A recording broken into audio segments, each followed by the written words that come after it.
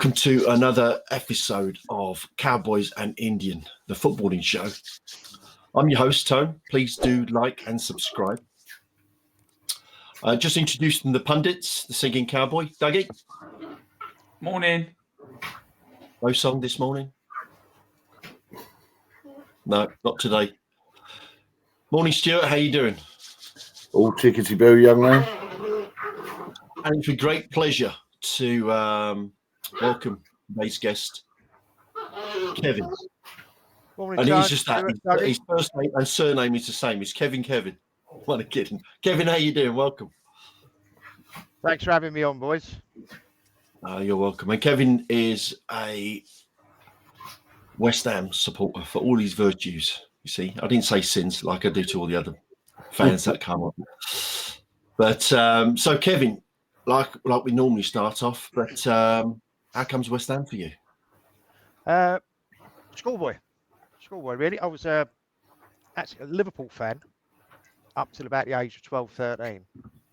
And my mates used to go over West Ham. And they said, well, stop supporting Liverpool, come over West Ham. And I did. I went over West Ham and I was hooked from outside the ground. The atmosphere, the experience, Upton Park, the closeness of the pitch, the noise, the singing, the camaraderie. It was just an amazing experience from that first game. I can't remember who we played. It was a bit of a blur afterwards, but it was just a fantastic. And I was hooked on West Ham ever since. I've been there ever since. Yeah, like a lot of us. I mean, it starts off, as you said, it's either a family or where you grew up in school and your mates. But that vibe, walking down Barking Road, for me, up to the bowling and then around the corner, and then I know Stuart and Duggy have mentioned many times, and you can smell the wonderful burgers being cooked with the onions. Yeah, the hustle, the colours, even the colours done it for me, the claret and blue, and you felt part of a family. So very, very unique. I can still remember the tinny sounding PA system. It's not like it is now, where it's crystal clear and it's the clarity of it is fantastic at stadiums now. Back then it was tinny; you could hardly understand it. Yeah. Do you know what I think? What always reminds me is when you went in to when you went out. As you was walking in, all the greengrocer stalls sold the fruit and veg. They'd all be shouting out, wouldn't they? Get your bananas, fight for a pan, and all this lot. And when you finished and you was going home, they'd lost their voice. They couldn't speak, could they? Give it on, when they'd be shouting out all after it. It just was, as I did myself, I've got to tell you. By the time I used to finish the game, on the way home, I used to feel quite hoarse. I couldn't speak properly. Always had like a rasp in your throat when you finished because you'd done non-stop shouting and moaning, as we still do. But if it turned into a bit of an edgy game, though, Mark, they used to close up before the end of the game. You know, Sonny, all the store, I don't remember the storeholders ever closing up. Because if I got the train home sometime, or I was going towards Ilford, Rompton, that way, I'd walk up to East Ham train station and go down there. But I don't remember. It's weird, isn't it? Like, they talk about the trouble on different bits and pieces. But I don't remember places closing up. I certainly don't remember the pubs closing up. I never used to drink, as I said to Stu. For whatever reason, I never drank during any games. But I don't remember a lot of places closing. I never did they? They didn't shut up. 14, 15, 12, 13, 14, 15 when we went. So we didn't have a drink then. I remember a couple of them closed. Now, I remember there was an hardware store just up the road from the ground. And they chased a couple of Man City fans one day and they kicked a load of paint with each poor fans. Madness. It was. And actually, we'd go on to the violence and, it was a scary time to go to the ground in those days. But you like that danger. I don't know, don't get me wrong. But yeah, like we said, you walk in, you got West Ham people around. You don't actually know them, but you feel safe. But at the same time, there was always an element of danger being a West Ham supporter. So. And I'm sure we had our ground closed in the 70s at some point, and I can't remember when it was. Right. European trouble. European game, I think. We played behind closed doors because of trouble. Right. When we went abroad. If you find out, then everybody goes on about Billy Bonds. I don't talk about it too much, but my best mate got killed out there in Real Castilla. We played, who was the B-side to Real Madrid, and it's not worth going over old things, but the Spanish fans was actually peeing down on the West Ham fans underneath, which started off the trouble. And the next day, the Sun newspaper went and got a interview of Billy Bonds, and he said, "What do you think of the West Ham fans?" And it was them who caused the trouble. And basically, Billy Bonds wrote "scum," so the headline on the back page was "scum." Like Billy Bonds says, they're all scum. And for the first 4 or 5 games after it happens, the West Hams were singing "Bondsy, Bondsy, we're not scum. Bondsy, we're not scum." It was on the back of the Sun, wasn't it? Yeah, on the back. Mm. And we asked the players to wear black armbands. You know, I won't go into. There was a package bought from the club. You know, where you got your insurance, your flight, going to the game, and everything. I'll tell you a quick funny story about that. I wanted to buy a ticket to go to the game. And I went down there to the ground when they said they were selling tickets for the away game in Madrid. And there was long queues, right? And in my mind, it should have told me, right, that I was wrong. But like an idiot, I got in the back of this queue, right? And after about half an hour of queuing, I said, this bloke's going to take bloody forever. I can't believe so many people are going to the away game in Madrid. He went, "Mate, what are you talking about? Everyone's lining up here to get a picture with the FA Cup." I'd got in the wrong queue. I walked round to the office where you bought the tickets, and there was no one there, and they wouldn't sell me a ticket. Yeah. So, Kevin, your most memorable match that you've attended? 2, actually. There's 2. The first one was, I think it was the end of the 76-77 season. We needed to beat United to guarantee safety, and we beat them 4-2. And what a night that was! Do you remember the boot room they used to chuck you in, Mark? They used to drag you out, didn't they? Put you in the boot room and then kick you out the ground. You come back in somewhere else. Well, I started off in the North Bank, South Bank, and ended up in the Chicken Run. Come on, James. Yeah. But that was a good night. Great night that was. 77. I'm sure it's their last game of the season. Monday the 16th of May. Brilliant. And the second one was Alvin Martin's hat trick against Newcastle. The rare feat he scored against 3 different keepers. We beat them 8-1. Wow. And that was in the 86-87 season when we finished 3rd, I think. No, that was 85-86. 85-86, yeah.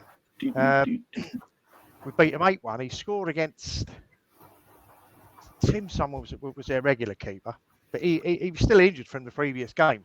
The backup keeper was out injured, so he started. He went off. Then had a midfielder come in. Can't remember his name. And then Peter Beardsley went in. He was the last one going goal for Newcastle. And Alvin Martin scored against all 3 of them. Fucking dog. Wow. That was an amazing night. Ray Stewart missed a penalty. It's not often he missed a penalty. No. Very rare.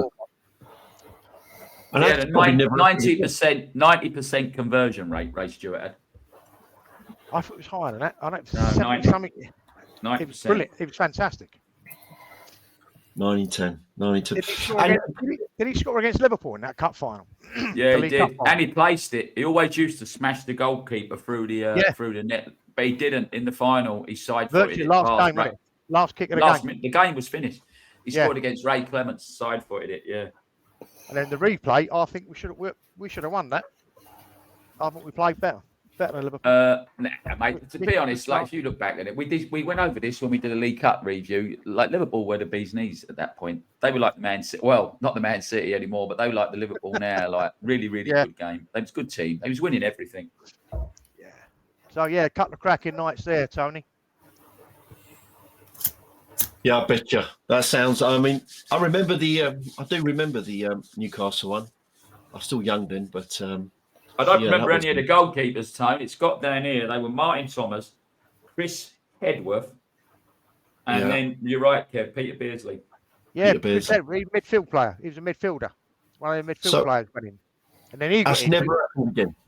Three goalkeepers in one match, and someone scores a hat trick against. And it's That's our centre half. It's our centre Yeah. half. What the hell was mine? That's a quiz question. Great So, servant he was. He was fantastic. I think he finished his career at Orient, didn't he? Or he left West Ham and went to Leighton Orient. London ball all his life. Albion Martin. Right. Yeah, good player. Yeah. On that, Kevin, who was your, so as you was growing up, you was a young man, who was your boyhood hero? If you had to pick one. You've obviously got more. You've got Sir Trev. Also like Clive Best. I've got the back end of his career. And again into Devonshire. Don't forget we had Hurst as well, Devonshire. We haven't got too many good players to say one. But I suppose if I had one, it's probably the least talented of this group I've just mentioned. I'm going to say Georgie Paris. Because you cut him in half, he'd have West Ham. Yeah, that's true. He would die for the cause, Georgie Paris. He was brilliant. He was a fan favourite as well. Yeah. Dix, Cotty, Bonds. Skillful players, fantastic players. The Canio. McAvenny, Cotty. We had some great players. Yeah. Even Lampard, senior. Lampard, yeah. Yeah. Very underrated, I think, Frank Lampard. I see George Parish, Kev. I went to I don't think it was 5 or a 7-side vets competition over, that place that Frank Warren built over, I can't remember what it was called. Was it the London Arena over the Isle of Dogs? Yeah. You're an old cab driver. Yeah, anyway, I watched them and we won it. West Ham actually won it. And, mate, the tackles going in, you know what I mean? And I was shouting and hollering like to Georgie Paris. But, good to watch. But, Jesus Christ, was they hard players. But they, those players we just spoke about, you'd probably say the same names as well. But they were West Ham players, if you know what I mean. Like if you take then and now, and bring in the Karen Brady effect, so to speak. When she went to Birmingham, then she left there and come to West Ham. And it's football in general now. It's corporate. Yeah. The players back then, that they got what West Ham was about, what us fans were about. And it's not just West Ham; it was all of them. Whether even Man United, your Liverpools, your Coventrys who were there, your Middlesbroughs. The fans were the club. Yeah. Whereas now, Kev, sorry, because of the wages players are on there, I think it's a double-edged sword at the moment. People going, they don't care. They're all mercenaries. They come in, whether they play or not. They absolutely. And I was going to bring that point in. And that's the point. What I'm saying, Kev, is when you sign for a club, when you actually sign, no matter who you are, you go right. We want to show you what this club means to the community. So after training, hypothetically on a Monday, you're going down. My 2 grandsons go to the Bobby Moore School, just not far from the ground, and none of the team ever goes down there and does any training with a team or nothing. They just say, we're going to show you what it's like. You're going to join community groups. You're going to go to schools. You're going to go to old people's home. You need to see not just what you're going to earn and, what you're going to earn out of us. You're going to need to know what you are to this community, what you mean, what everybody round here wants to come and watch you through the rain, through the crappy traffic. Don't even start me off on the ground, what it's like to get there, to get away from, and the atmosphere. But try and drill it into the players. Whether it will ever happen because of their money on, and once they've signed, do they care less? Well, Only they know. That died the day Sky took football. 92. It became money. Yeah. If you take, like, say, the then and now, did they get the bus home with the plans? No, they did the generation before. But our players, the players we had in the 70s and 80s, and I think Martin said it the other week, when they finished football, all they wanted really was a pub. Yeah. Yep. Yeah. That was it. Now they can buy a pub every week. Yeah. But you know what I don't get, Kev, right? They don't do testimonials anymore, right? Because they say that the players earn too much. I mean, Aaron Cresswell, I'm really glad at this moment that suddenly he's come back in and in the twilight of his career, and he's organising our defence. He's pushing. You look at Scholes. Scholes is learning so much about being a wing back because Creswell is pushing him on and telling him. This is where I think I was talking to Tony yesterday, when Man United are struggling. When Martinez was playing, Martinez could bring the ball out before he ruptured his. I think he's got a cruciate ligament, didn't he? And he would go to the defenders. You should be up here. You're the wing back. This is you are where you're attacking, and this is where you are you're defending.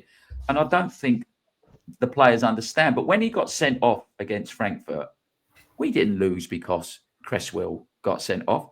We lost because Moyes played too defensive, and we basically cacked our pants. But I'm really glad that Cresswell now is getting some chance of redemption and don't lose his legacy in the club. And also, but it ain't just Scholes.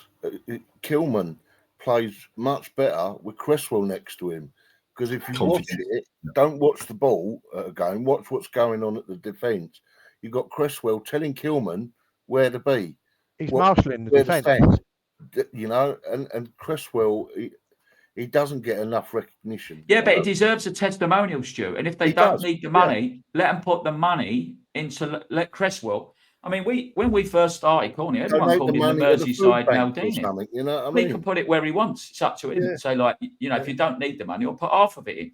But when you've done that amount of time, let the fans show their appreciation. Mark Noble got one. Yeah. I don't understand, because we just ruined club's legacy. Yeah. Like I say, the money could go to Newham Food Bank or something, couldn't it? You know what I mean? So back in the day, it was a payoff. You've done 10. Is it 10 years you've had to do? 10 years, yeah. That's 10 years. Yeah. I'll have a testimonial. Come along. That's your money. That's your retirement fund. Yeah. So to speak, like I said, they don't need that now. Watching them. And I think watching that interview with Brady, and I think she's a tough businesswoman. Can't take that away from her. She's very successful. Yes, she had a fantastic start in life, didn't she? She went to the best schools. But what she didn't say, and this is just my view, I may be wrong, she treats West Ham fans as clients, cash cows. They're not fans. I don't think they're fans anymore. She treats us as clients. Yeah, and if you look at the season ticket and the prices, and that they say they made a concession, which I don't think they have. They'll come back and take it all. It's just a matter of time. But you're putting the cheapest seats at the top. You know, you're taking away discounted prices for old guys and, dare I say, pensioners, ladies as well that have been there 30, 40, 50 years, some of them. They're trying to take that away because they can get a tourist. And she said it in that in the interview that she did. She said, we want people coming to the UK and to go and see a football match like they used to book up a West End show. It's part of the package. And I think Mark said it when you had Mark on, the Arsenal fan, last week. He sat next to a guy, and the guy said, which one's Arsenal? Which team's Arsenal? These guys spend the money, they buy presents to take back, go to the club shop, spend loads of money. What a great experience. It ain't going to change, Kevin, the growth potential for earnings for Premiership clubs is, we're not even at the peak yet. There's a long way to go. Duggy's been talking about it recently about the American sports and how much they're worth and how much money they churn out of their fans, let's just call them. And we're not fully, let's just say the Premiership's not fully exploiting the full potential of sales globally. No, and they'll do that when they've been Sky. Sky have set it all up now. The Premiership, if they take it on, they'll get the money that Sky getting now will go into their coffers. It is very much. I mean, I've been to some of these new grounds. I've not been to London Stadium, and I have no desire to go because it doesn't look like a football ground to me. I went to the Stadium of Light, Sunderland's new ground. I went with Norwich Victoria when they played them in the Cup. Soulless. I went to Middlesbrough, watched the Cup semi-final with my mate's an Arsenal fan, so I went up there with him. Soulless. Right. And I think a lot of these new grounds, it takes a long time to get history. But are they going to get the history that we had? I don't know. I don't think they will. And we go on about, it used to be a working class game, but that demographic's gone. It's gone. It's finished. Working man's gone now. There's no working man, no working class anymore. It's a different demographic. Stuart, what's your opinion? Because I know you've been to London Stadium a few times, haven't you? Yeah, it's horrible. It's horrible up there. It's an horrible experience, full stop. Just from getting there, it's soulless. You can't. It's just soulless. It's not a football stadium, which doesn't help. It's not designed for football. I mean, Seb Coe in the beginning, when it was built, this ground will never have football played in it, and it wasn't built to host football. And as Kevin said, with Brady, she's a businesswoman, and that's why they went there, for business, for money. They didn't go there for football reasons. They went there for money reasons. It's just a horrible experience. 100%.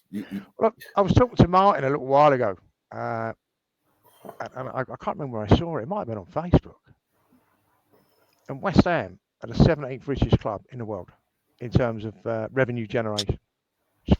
West Ham, yes, most of the top clubs outside of Real Madrid and Barcelona, most of the clubs are English. I think that's me crackling. Let's get it out. Yeah, if you move your mic down just a little bit, Kevin. Yeah. So I've done it now. It's all about revenue. Yeah.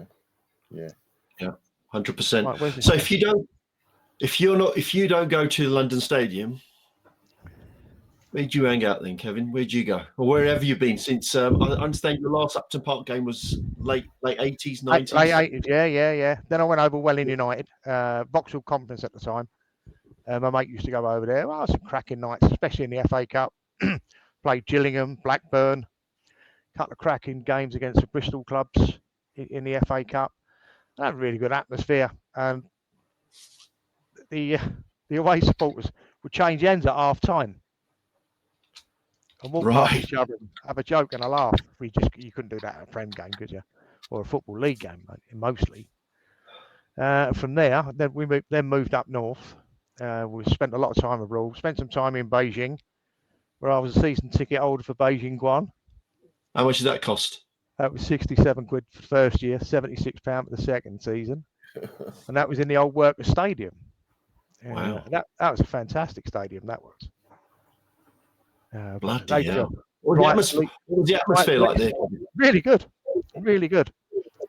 There's a 55,000. Did you learn any of their songs? Did you learn any of their songs? Did you learn any of their songs? I learned a few words. That was it. But you used to get to the ground, and you had your season ticket. So you had your genuine season ticket, and then you'd have a fake season ticket.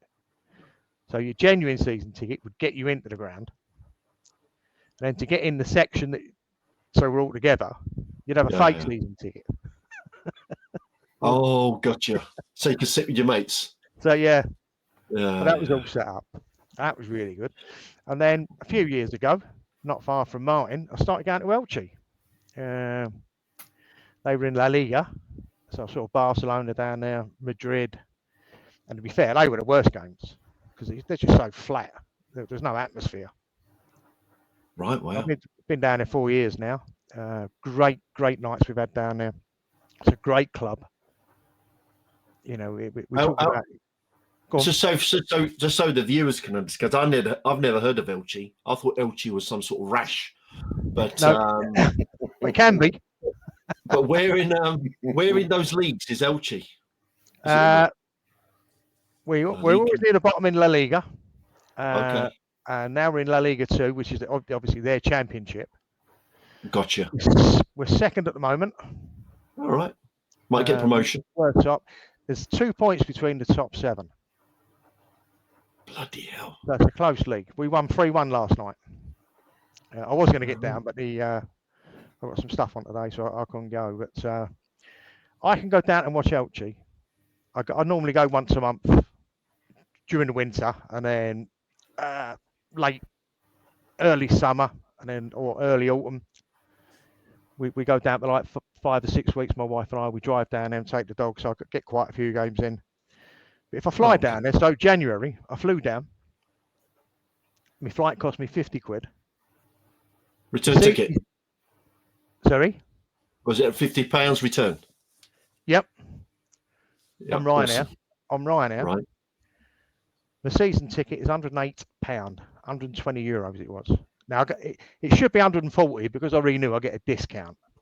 So Right. even at 140, still about £125 for a season, and that's 21 games. Wow, that's cheap.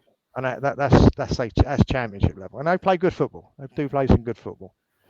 So it's cheaper for me to fly January and February and March to go and see Elche, and that's with the whole package. Now, next Saturday, and as an example, I had a look at the trains from where I live to Stratford. Cheapest £107 return. Yeah, it's ridiculous. 78 quid for me from where I am. It's ridiculous. Now, how much is it a pint over there, Mark? You've been over there, or Stu? How much is it a pint you pay over there, or for a bottle of it?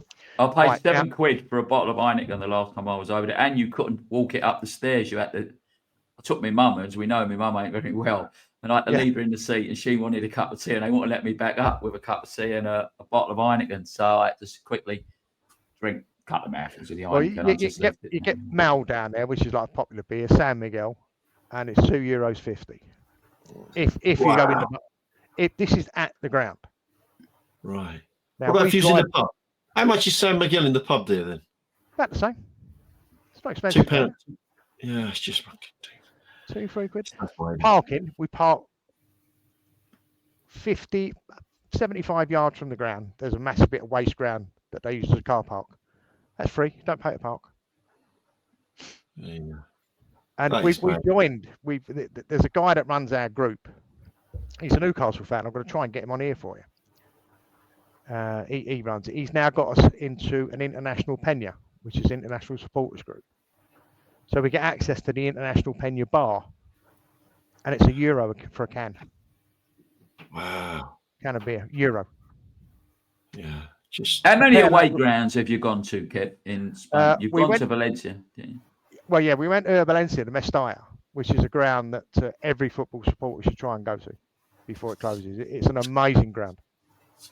And then that was a good game. That was 2-2. Then we went to see Villarreal away, but their ground was closed for redevelopment, so they played at Levante. And at the time, Unai Emery was managing them. The football they played was amazing. What a great manager. They walloped us. It was 3-0. It could have been 7. It was like watching City. And he's a very good manager. But even then, when we sat at a bar and we're looking at Mestalla, which was 100 yards away, really impressive.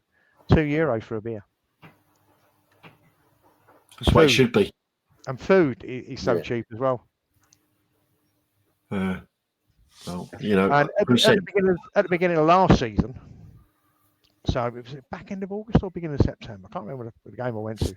First game. I think it was September. Really hot in Spain. So my wife went to that game. So I said, I'll go out and get some water. I went, how much, mate? No, free. Hot. Free today. And they give you a cap. When you go in the ground, if you want a cap, they give you a free cap. Can you imagine what they do at West End? Do you know what? We can get £5 a bottle of water here today. Yeah. But what they do at West Ham, they grab you, and then they grab you by the ankles, and then they hold you and shake you, and all your change falls out. Yeah. And then they stick their hands where you couldn't do them, and they'll fleece you basically, and then they just throw you into the crowd. There's a mix. You've got grandparents with grandchildren. Away supporters mixed with local supporters. And I've never, ever experienced any trouble down there, or even the threat of it. It's so friendly. And the atmosphere is really good. It's the weather that appeals. Club shops, would I say reasonable? Probably reasonable for us because we're expats. They've got a great expat community down there. They sold 22,500 season tickets. That's it. No, we don't want you down there looking like that, son. It was like a gnome. And there's a really good, atmosphere. Fishing rod.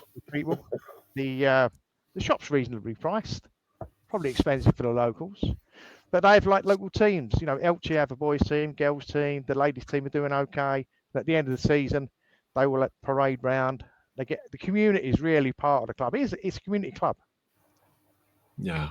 Do you think if that was Madrid, though, do you think Madrid would be the same? I'm assuming Madrid would cost more, being, I don't think it's a great deal more. Okay. But just to put it into perspective, though, and I did make a note. I had to make a note of this. I did somewhere just to. So Elche, our total squad value is just under 34 million. Our two most expensive players perform. That's euros. So our two most expensive players were 4 million euros. Affengru were a defender, and Alvarez is a really good striker. So 34 million is our squad. Madrid's 1.2 billion. Wow. Yeah, it's big gulf. And that big gulf. Financial, what we call down there, and we call it the financial unfair play model, stops us from people from investing in the club. Yeah. So it keeps them at the top. Well, that's like that over here now. Yes, it's the same in the UK. Yeah, exactly the same. But season tickets, the most expensive season ticket, Elche's, about €495, and that'll be. Would you get for that, Kevin? Halfway line. Sorry. Yeah. Do you get better seats? I'm assuming for that. Oh, that'll be behind the director's box. $495. Right. That'll be the top seats in the ground. Tapas. Can you drink beer in the stands? No, outside. You can only drink water inside, or soft drinks. Right. Okay. Right. Cool. Elche, not a million miles from you either. Have you been? No, he keeps offering me tickets. Funny enough, I got offered a couple the other night for a cup game. I messaged you, Kev, see if you wanted them, didn't I? Someone offered me nothing. But the problem out here is some of the games start like 9:30, 10 o'clock, and it's getting home again afterwards. And especially if you're taking kids and getting up the next morning. I know they do it for the temperature sometimes. I can understand that. But also they've got to think of the kids getting up and then, 45 minutes for me and then 45 minutes getting back. But I will go. The thing, there's a couple of points I wanted to pick up on, Kev. Just quickly going back and then I'll come back to Elche. When you brought up about Brady, I listened to a interview she did with Jack Sullivan, didn't she? And some sycophant off Sky. And she went, I can't believe the fans won't it's the fans' fault. There's no atmosphere. It doesn't matter what you go to see, right? If you go into a movie and it's crap, on the way out, you'll go, bloody hell, what a load of rubbish. I wouldn't recommend that to no one, wouldn't you? I don't know, go to watch a snooker match, go and do something. If you walk out and it's rubbish, you basically say what you see, as Roy Walker used to say on Say What You See, just look at Mr. Chips. And if you just look at it, I can't understand. She doesn't see what we see. If you're sitting up there like she does with her legs crossed and he's sitting there with 5 yellow pages under him, Sullivan, and then the lady with the rather large bazookas next to it, and do they not see the football that we see? Do they not see people trying? And when you go back to, I don't know what it was at Upton Park, mate, I've had it rammed down my throat since we all met, us three, and people have asked us 1,000 times, what's the West Ham way, right? If you go back to Ron Greenwood, which for me, that was the West Ham way, he says, the fans may never always get the results what they wanted, but they will always see good football. So when you go to a game, we know we're not going to win every game, but we want to see people trying. Yeah. We want to see people. I mean, what you've skipped by, Tony, the amount of times you've said to me, which I know Stuart and Tony ain't going to like, you don't think that Lopetegui got a fair crack of the whip, Kevin? No. For me, he was a dead man walking the day started. Yeah, he was. Yeah. And I'll go into that. I just want to go back to a point on the point Martin made. We've got 62,000 fans at the London Stadium. 2 years before we went there, we averaged 24, 25. Yeah. Where do they come from? They're not fans. No, they're not. Not hardcore fans. It's not in their blood like it was for us. All right, maybe 10,000 couldn't get tickets. Yeah, we can get in the London Stadium. But, it's the tourists that they want. And these tourists are not going to... They haven't got that passion that we have. Yeah, but like we've moved on, right? As Tony's just said, right? I do want to get... Let me come back to Lopetegui for you, mate. Hold on. And then, because I want to go on, our football has moved on, and the likes of us. And we had a lad on the other day, a lovely lad called Tommy from Everton. And he's so enthusiastic about moving into this ground. Really enjoyed that. I hope I'm 100% they really do well. wrong. Yeah, I met one last night in the bar in Everton top, and I was talking to him. And I hope I'm 1,000% wrong, mate. I'll do.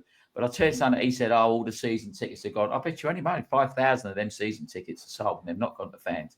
They've gone to corporate packages somewhere. Mark my word. And they'll have difficulties. Let's finish. Sorry, Tony. I don't want to. Let me finish on Elche and then I'll come back, because I've been listening to this morning about the group, what the group wants, talking to the West Ham board about how they want to improve the ground. I mean, one of them, can we have fans surfing? How on earth is that? It's that, one of the groups has come out of that. Is that going to make a blind bit of difference to the atmosphere? Pushing someone above your head, their greasy, steamy, sweaty body. It's nothing I'll do. But look, go back to Elche, mate, and I'll come back to a couple of points because I really want to discuss Lopetegui with you. I think Spanish football, for me, is in a bit of an halfway house now. You've still got the likes of Madrid, for whatever reason, seem to be able to buy and sell what they want to do and get away with it. Barcelona can't. Barcelona have been in big trouble, for a long time now, and they've just built the new. I think it's the biggest in the world now. It's got 150,000 seats, but they're in big trouble. And the problem for me is the grassroots. With I'm like yourself. I like to go and watch a lot of local football, and we are about 15 minutes away from like really proper classy stadiums now and sports halls. And they're trying to get where we live. They're trying to get one of the Euro, or is it the World Cup games here? I think it's 2030, isn't it? But it's so dominated still. We're going to do a program on the dark arts. You still get the kids, jumping up and falling on the floor and rolling over 6 times, which comes from a lot of La Liga. And I couldn't watch it. And for me, when I would try to watch La Liga, although I don't know what Madrid do to turn themselves into superstars in the Champions League, it's 2 stop-start. And I also think the Premier League's going that way. There's no continuity to the football. It's stop-start. Well, it's non-stop. 2 points for that, for me. The first one is Barcelona are in trouble, but still managed to find the money for an 150,000 seat stadium. Where's that? Yeah, that's been coming for a long time ago. How does that work? When Elche can't increase their salaries because it's capped? How does that work? Yeah, but you got done for tax-related problems and got relegated in the 2014-2015 season, didn't you? The first team ever to get relegated. Elche, yeah, tax-related issues. Yeah. And we paid it off 14 years early. We paid it off 14 years. But in terms of football, let's get back to the football. When I first started watching Elche, and 4 years later, they play really good slick football now. They've got a good system. Yeah, it is keep ball, it is tic-tac. But they play really good football now. And they work hard for each other. They put in a shift. And I think Elche will hold their own against any championship team. In fact, I think most championship teams would struggle because they're still very much, not quite long ball, but very quickly try and get it forward. I think they'd struggle against some of the top sides in La Liga in terms of the football. Sorry, mate. Sorry, Kevin, on that then. If Elche needed a new manager, would you take Lopetegui? No. Why is that then? Because he's supposed to be a really good manager. I don't particularly like his defensive strategy, but let's move on to Lopetegui. Like I said, he was a dead man walking. I don't think the whole of the West Ham senior team wanted him. For some reason, why do you get? Sorry, Kev, I got to pull you on that one. 1 second. Sorry. Listen, everyone was so sick of Moyes, who, by the way, congratulations, got another point yesterday. So, like, hats off to what Moyes has done at Everton. And I'm not going to sit here and I didn't want him at West Ham anymore. But, like, we were so sick of him. I think if we'd have had Charles Manson walk in the door at the end of the season, we'd have wanted him. And we didn't really care who we had. Probably. The problem we had, Kev, the problem we had is the group we met in, Stuart, Tony and I, the guy that runs it pulled us together before the season, not just us, the big group, and went, what do you think we're going to do? And I said, I think we're going to lose to Villa 2-1. And he said, where do you think our first game under Lopetegui, and where do you think we finished? And I said, I'd be happy with fourth from bottom because it's a transition season. We've been left with one of the smallest squads and one of the most aged squads.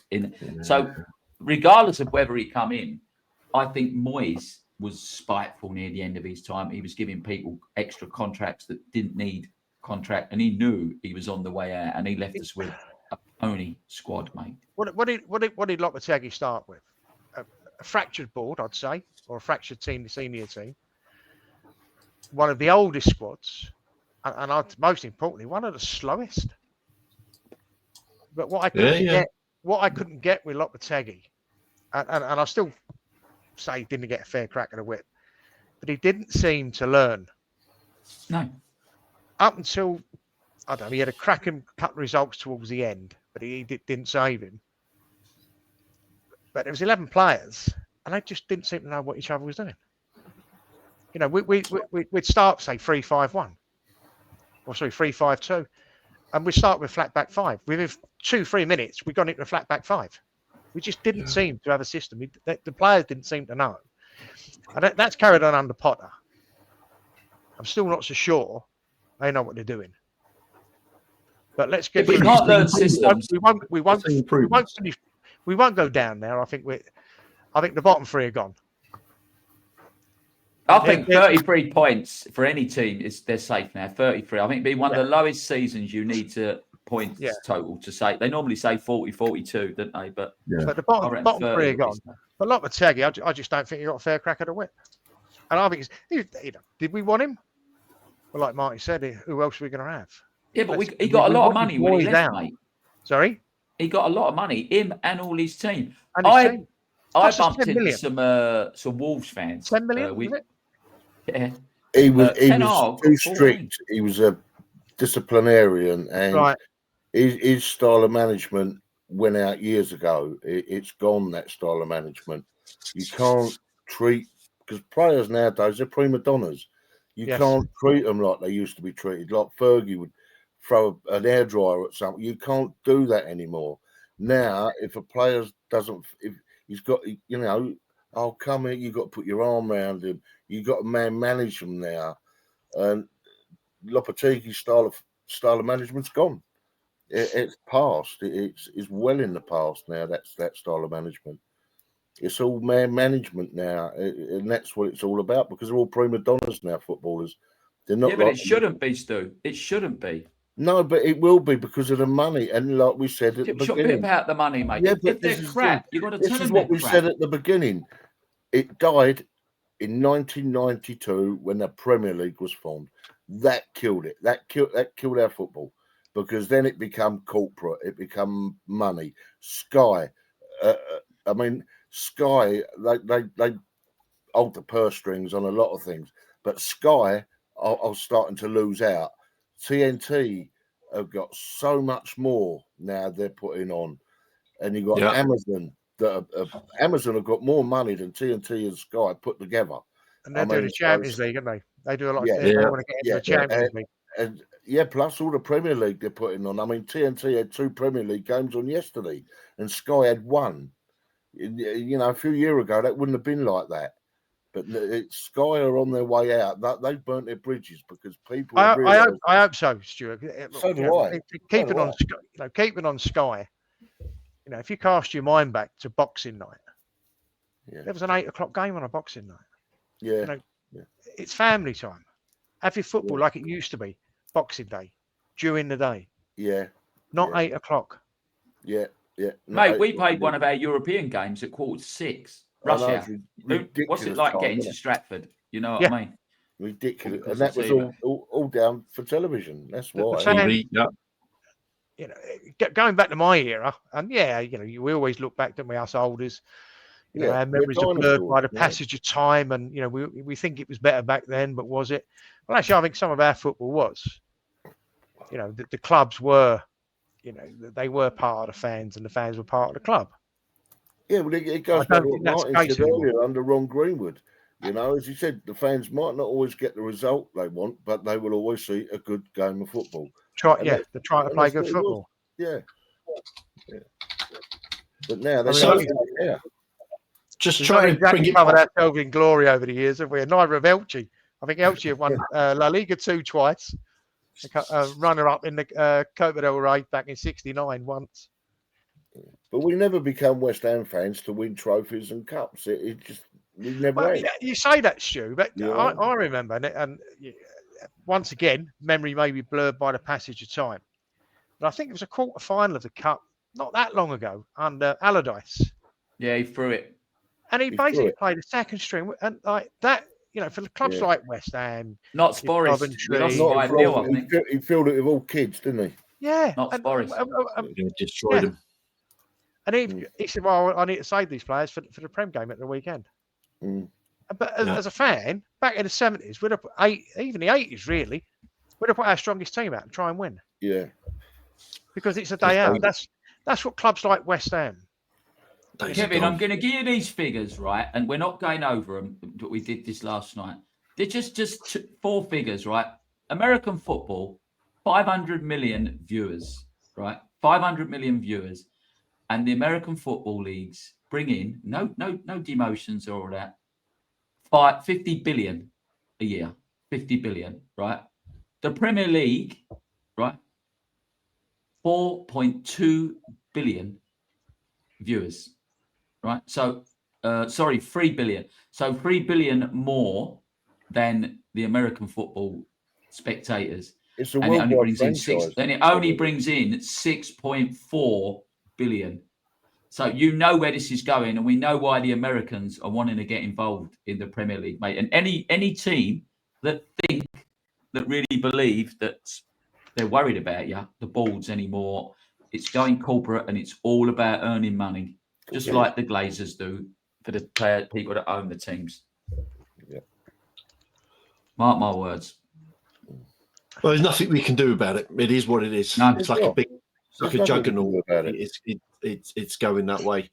So we've got about 10 minutes left. I just wanted to touch on the remainder of this season and maybe some hopes for next season. So we touched on Potter a little. Well, obviously, we're shooting the show today. It's Sunday. Tomorrow, we're playing against Newcastle. The lovely Geordies. Lovely people. How do you think we're going to fare, Kevin? I would be positive and say a draw. They've got a lot of players missing. They got that. I forgot his name now.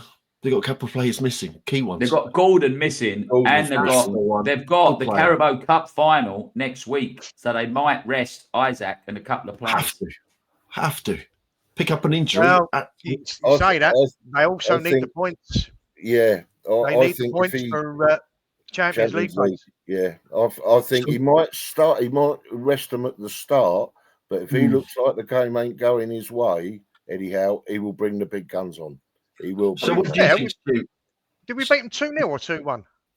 3-1, wasn't it? 3-1. 2-0. It was 3-1. 2-0 back at 2-0. 2-0 back at their ground. Stuart, what do you think? Do you think we'll win tomorrow? My heart says no.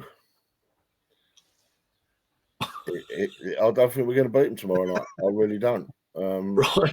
I like Kevin. I think we will get a draw. Right. Okay. I don't want to draw. I want to win because I want to. Yeah. Of course. Yeah. I don't want us to be underneath Moyes. No.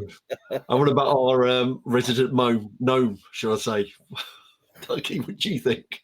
Do you know, Sonic, mate? If look at the season, we've gone over this earlier on, right? Potter's in transition. We've already got fans moaning and saying, "Is he good enough? You know, why did we bring him in?" For God's sake, let him work on a system with the players he's got to the end of the season. And if we finish fourth from bottom, we finish fourth. So what? I mean, you know what I mean? We do what we want, and he's building for next season. Bring through some young players and have some money. About you're saying about Potter, but at the end of the day, before he went to Chelsea, when he was still at Brighton, I can remember a lot of the West Ham fan channels and a lot of fans. They wanted Potter to take over. They wanted Potter in. Then he went to Chelsea. For whatever reason, it fucked up for him at Chelsea. And then now all the fans are saying, "Oh, Potter ain't this, Potter ain't that." You can't judge the man on Chelsea. He's a good manager. He's a good manager. Everywhere else he went, he was good. He done a job, and I think he will do a job for us. I think he's basically got a free pass to the end of the season. Yes. Which is good for me because the pressure's off, so to speak. Because we're not. I don't think we're going. We 10 points clear, Tone. Have you got the table there? We're 10 points clear. Just over, I'd say. But sorry, you know, the day you've got the ball coming out now saying because they've gone back on their concessions thing. Now we're skint. We've got no money. He's not going to have no money. It's all. I mean, last year we had exactly the same thing. There's going to be no money. There's no money. No money. What happened? Lopetegui had 150 million to spend. So there will be money. There will be money. And I think Potter will spend it wisely. Potter won't. I think he's got to get rid of some players first. He's got to get rid of them. I'm not saying who, but he will get rid of some players, and then he'll say, "Right, I've got that money now. These are the players I want coming in." Stuyton's gone, so he'll have more of a say on who's coming in. I don't think Caduce will be with us next year. I think he'll be gone. No, I don't either. I think he's gone. I think the Czech boys could be gone as well. Over to Soufal, definitely. I'm not sure about Souček. If you look at Souček, you know, I've watched some of these other Hammers channels, and I won't mention them. You can do. Some of them have slated Souček. Yeah. And they say, "Oh yeah, all he is a box crasher." He's his first pick for Potter, almost Lopetegui, Moyes, and for a reason. And he's thought very highly of in the game. He's not just a box crasher for me. He does do a lot for the team, and even Soufal does it. You know, they do quite a bit for the team. They were there. You know, they won the Conference Cup. They played their part. Souček's a good player, and I think he takes a lot of unfair criticism. Yeah, he may go at the end of the season. He may go, may not. But I just think he has taken a lot of unfair criticism.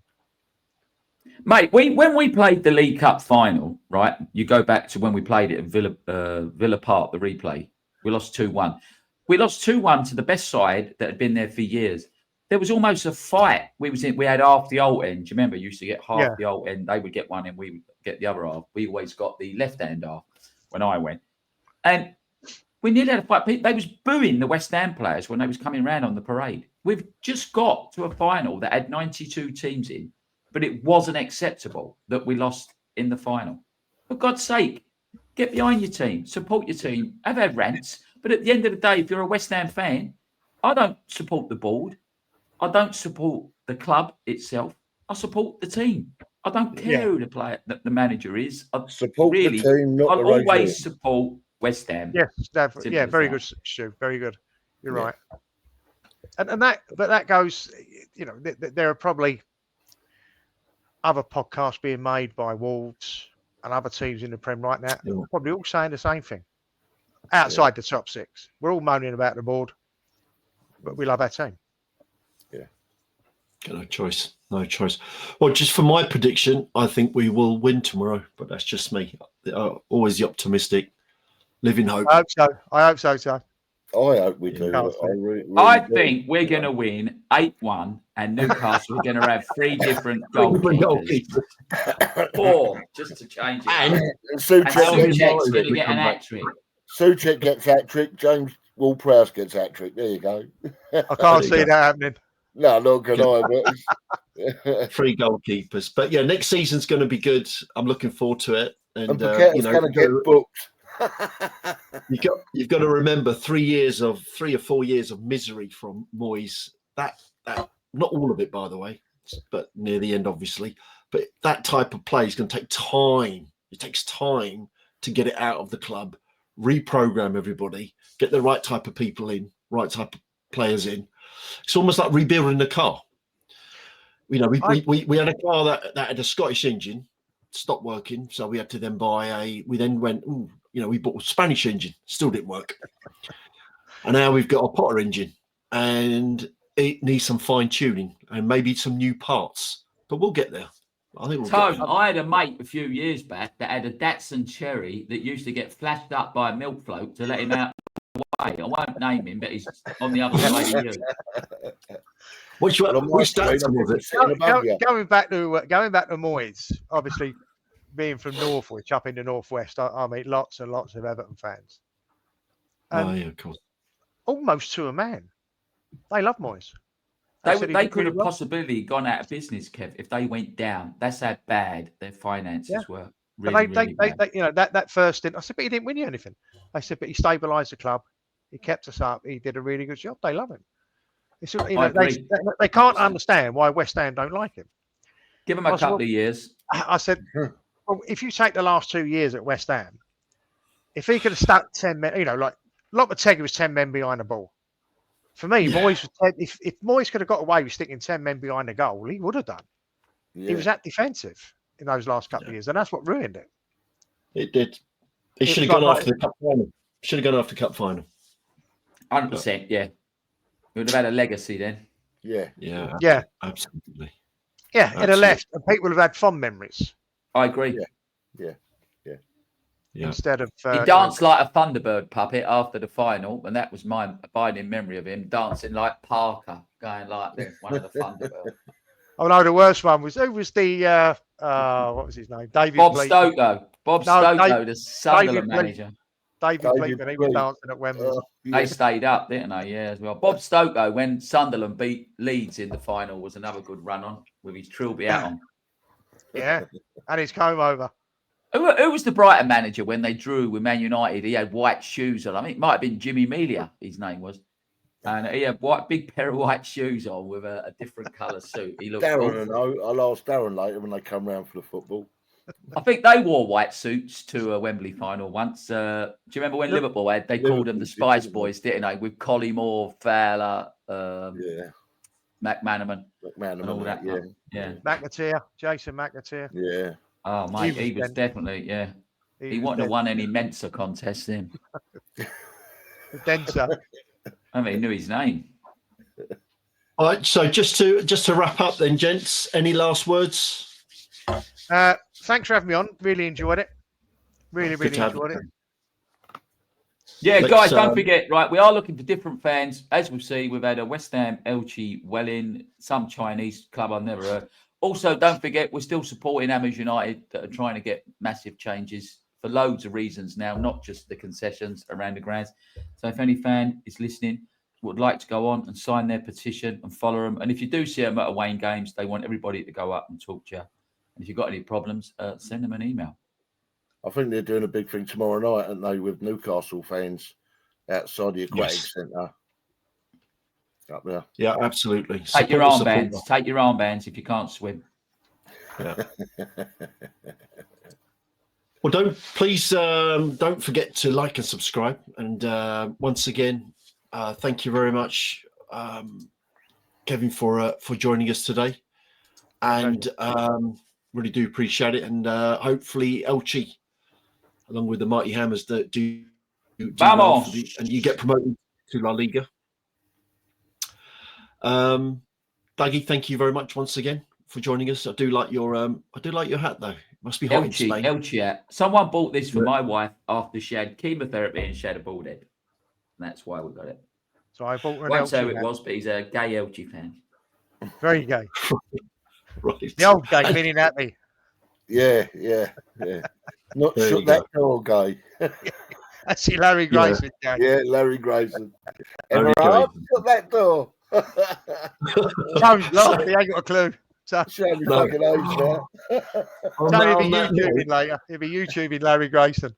Yeah. No, I won't. On that note, He Stuart, was would funny, you like mate. He was funny. Stuart, would you like? Julie going just off give on a me dirty tangent looks again? through the window because I've got my hat like this. She's not impressed. All right. Stuart, would you like to take us out then? Thank you. Yeah, might as well, I suppose. so we don't go off on a tangent again. Stay safe. Take care. Oh, I've got it all wrong. Look, you got me all confused today. Oh, God. And be lucky, yeah? Yeah. Take care. Be lucky. Safe. Stay lucky, my friends. Come on, you Cheers. Go on, you irons.